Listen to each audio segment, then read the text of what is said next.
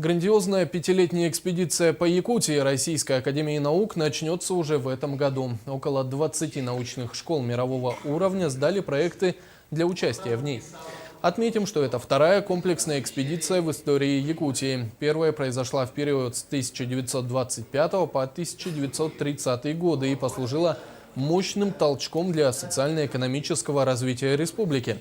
Экспедиция наших дней также направлена на развитие экономического, научно-технологического и социального потенциала Якутии.